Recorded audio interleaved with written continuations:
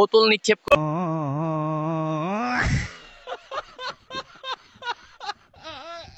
ফল পাবেন না। এখন তার সাথে যে ব্যবহারটা হয়েছে এটা তো মোটেও ঠিক হয় নাই।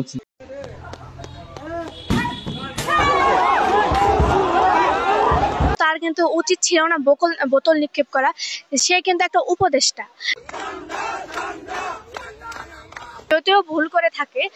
যখন যা মন চায় তা বলি, সিল্লা কোন ঠিক কিনা। যে উপদেষ্টা, ওনার গায়ে বোতল নিক্ষেপ একদমই ঠিক হয় না। তার চুপ থাকো এখন।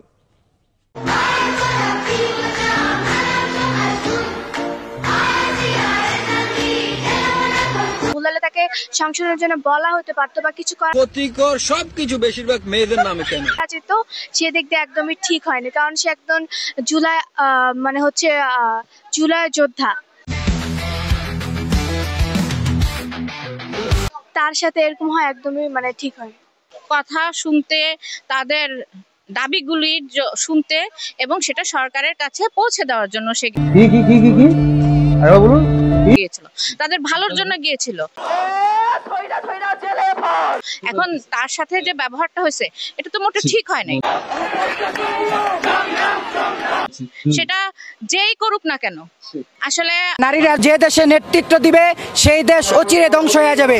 আমি এই আন্দোলনের সম্পর্কে কিছু বলতে চাচ্ছি না। থাকবে হচ্ছে ঘরের মধ্যে আর পুরুষ বাইরে কাজ কাম করবে। কারণ এটা তাদেরকে বলা হয়েছে, তাদের নারীরা যে দেশে নেতৃত্ব দিবে সেই দেশ অচিরে ধ্বংস হয়ে যাবে।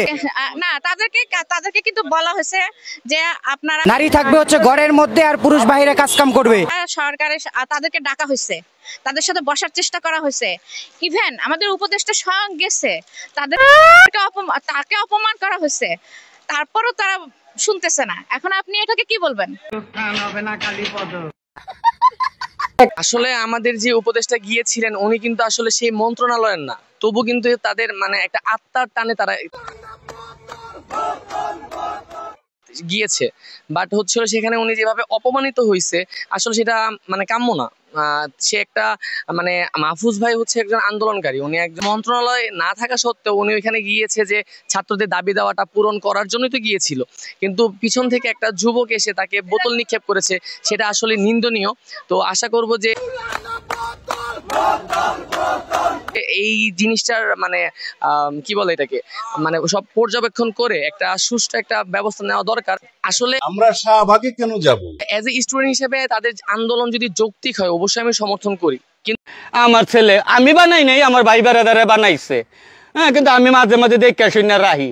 কিন্তু সমর্থন করার ক্ষেত্রেও একটা কি একটা ভালো একটা ওয়ে আছে। এরকম मारो मुझे, मारो मारो मुझे, मारो मारो नहीं, ये मजाक हो रहा है। एक सेकंड यार, मजाक हो रहा है। বোতল নিক্ষেপ করে এরকম মানুষকে হয়রানি করে তো আন্দোলনে আপনি কখনো সুফল পাবেন না। সেখানে হয়তো আপনি যদি সবার পক্ষে থাকেন, সবাইকে নিয়ে কাজ করেন, অবশ্যই আপনার আন্দোলনটা যৌক্তিক হলে দাবি দেওয়া পূরণ হবে। হিসেবে আমি তাদের পক্ষে আছি, কিন্তু তাদের ধারা যে এইসব কাজগুলো সৃষ্টি হচ্ছে, বোতল নিক্ষেপ অথবা মানুষের যে ভোগান্তি, আলহামদুলিল্লাহ আমাকে যদি এখন বাংলাদেশ সেনাবাহিনী বলে কলকাতা কব্জা করতে হবে, আমি চাবো যে সেটা না হোক, তাহলে ইনশাল্লাহ দাবিটা পূরণ হবে।